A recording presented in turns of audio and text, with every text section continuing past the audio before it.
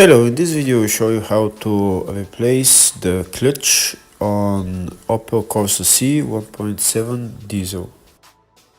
In order to replace the clutch we need to remove the gearbox. So first we start by removing the wheels, the two wheels on the front.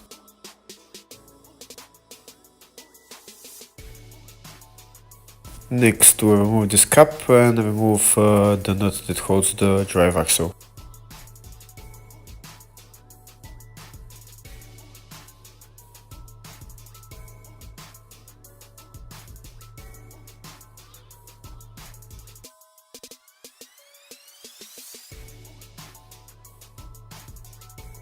Next we remove the three bolts that hold the ball joint to the control arm.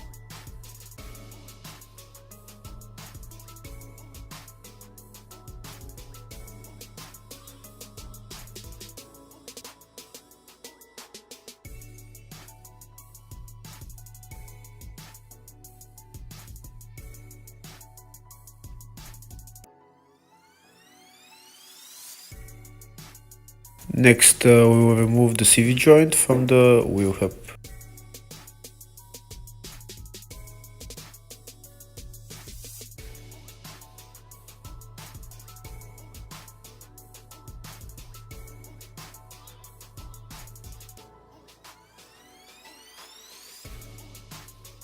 Next we will remove the drive axle. We need pry bar and we will pry it out from the gearbox and it will come out eventually.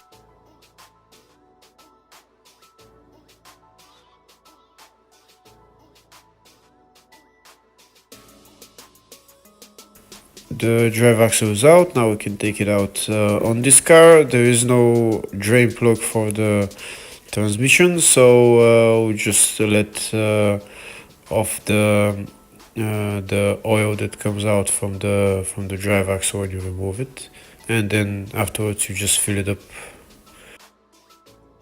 Now we remove the bolt for the drive axle and bolts for the ball joint on the other side.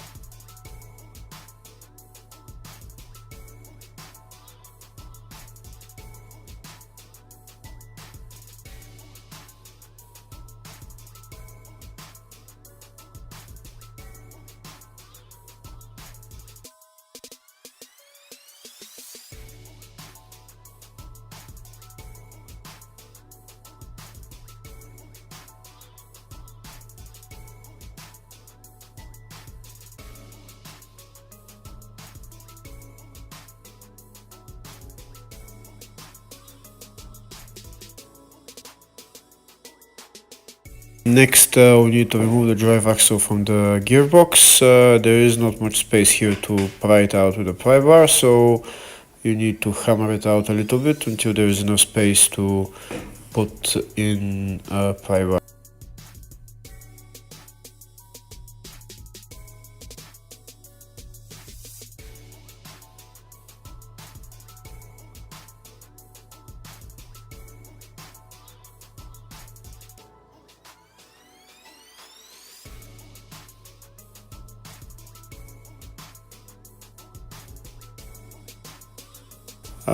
Here we've made enough space, so now we use a pry bar and we'll pry the drive axle out, and the drive axle is out. Next we'll remove the bolts that hold the front engine mount, and we'll remove the front engine mount.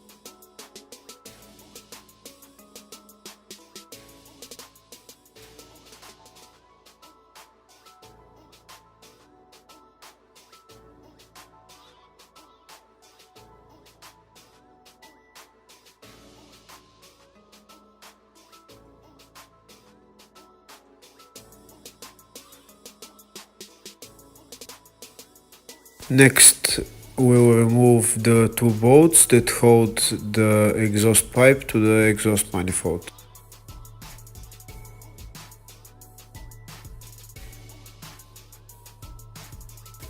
Next we're going to remove the bolt for the rear engine mount.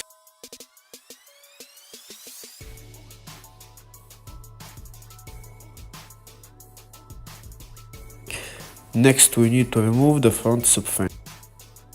The subframe is held by 4 bolts, 2 on the front, 2 on the rear, but first we need to remove the 2 bolts that hold the steering rack. And these are the 2 bolts, one there and one there.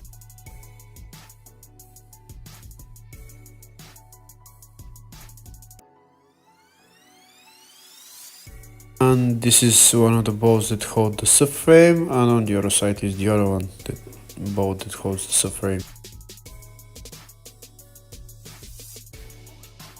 And these are the bolts on the front that holds the subframe. So we start by removing the 2 bolts that hold the steering rack. We need a wrench to hold the bolt where we remove it, on one side and on the other side. Before we remove the subframe, we need to disconnect the gear linkage. There is 2. One of them is this one. There is a bracket that we need to remove, and the gear linkage just goes up.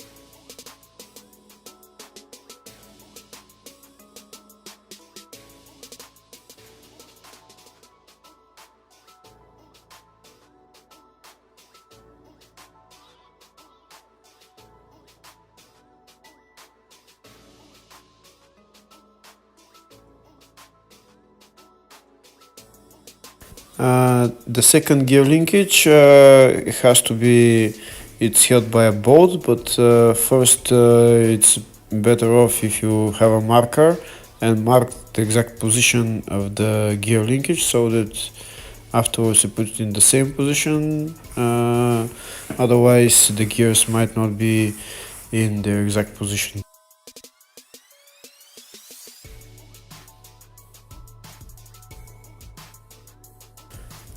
Here I'm marking the gear linkage so that I know its exact position. And now I can remove the bolt and disconnect the gear linkage.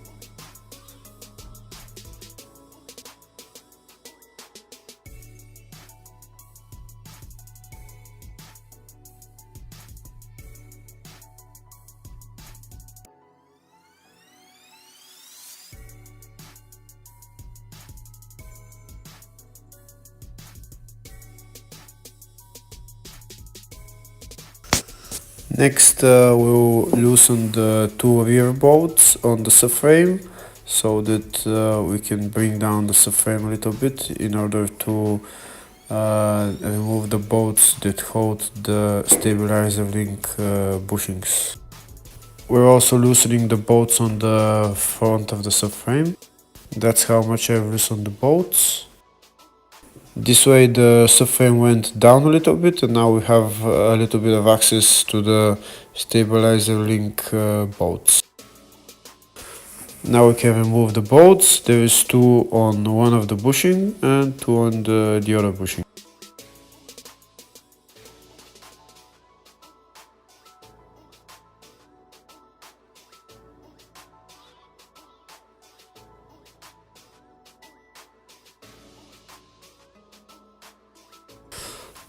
They're all out. Now the stabilizer link is free, and the last thing that we need to remove before dropping down the subframe is we have to remove these bushings on the exhaust so that the exhaust goes down.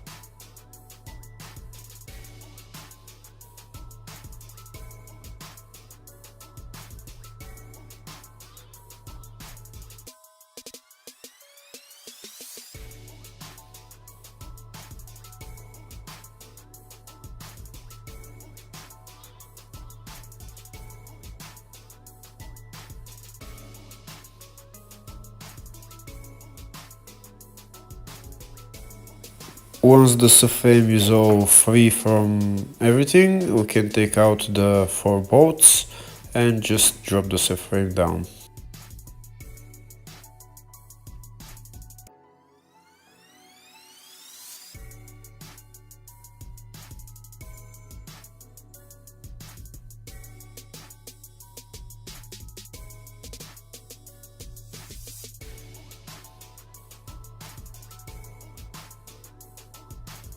It's much easier there's two people doing it, because the frame is not that light, it's kind of heavy, and but it can be done by one person as well.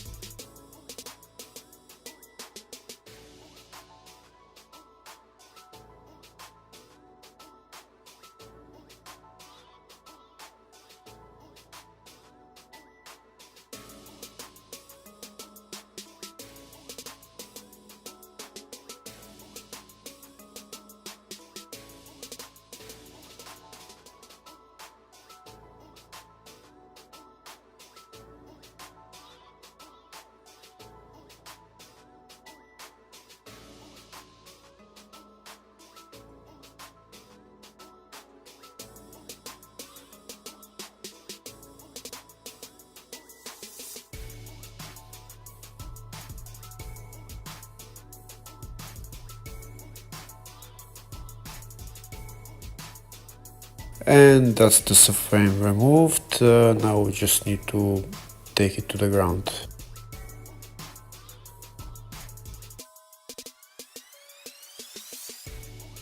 Now I can put on the bushings on the exhaust so that it stays up there.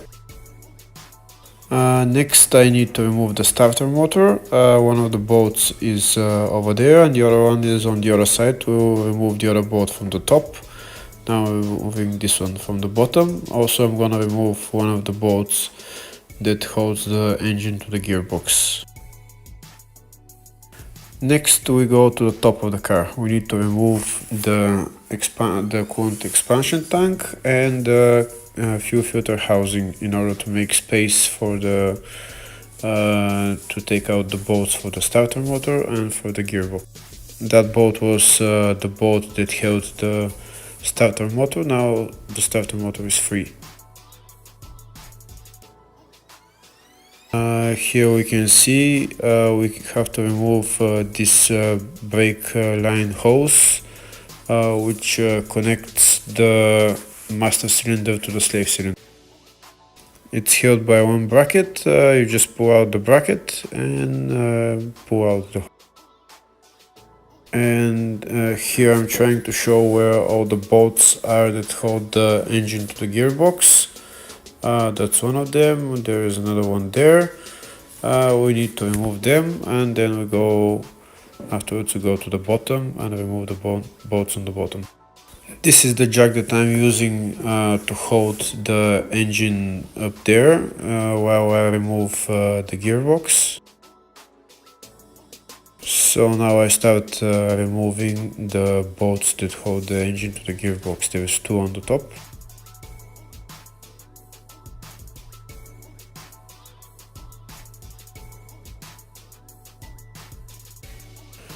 Next I'm going to remove the gearbox mount. These are the bolts that hold it, the two bolts.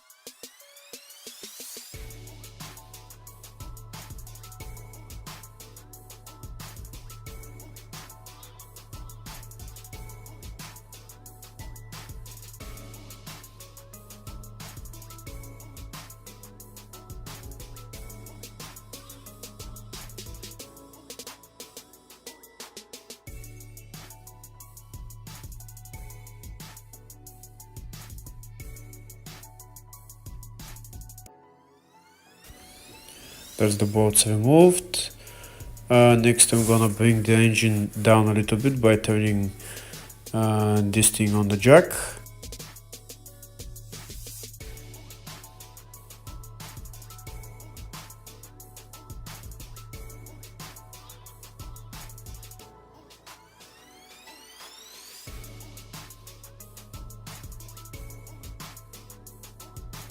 And now we go underneath the car to remove the rest of the bolts that hold the engine to the gearbox. There's one, two bolts, third bolt, and there's another one or two on the back. We need to remove them all, and then we take out the gearbox. We can see that the starter motor is free. We don't need to remove it anymore, just we need to be disconnected from the gearbox. So now we start removing the bolts.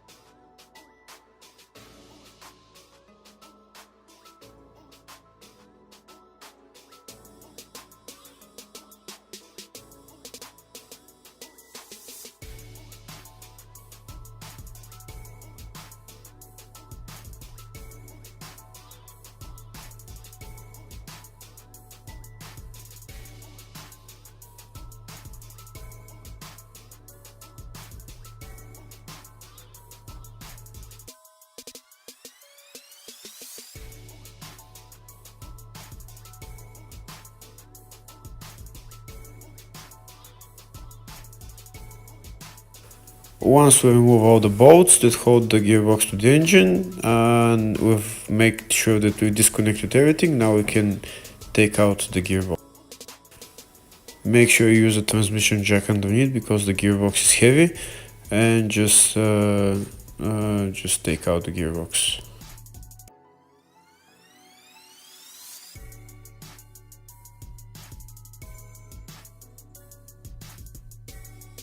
And now we have access to the clutch and the flywheel. We start removing the bolts that hold the clutch to the flywheel. After removing all the bolts, we can remove the clutch and put on a new clutch, or maybe change the flywheel as well. I haven't shown more of that, but I think what I've shown is enough. Hopefully it was helpful. Thank you for watching.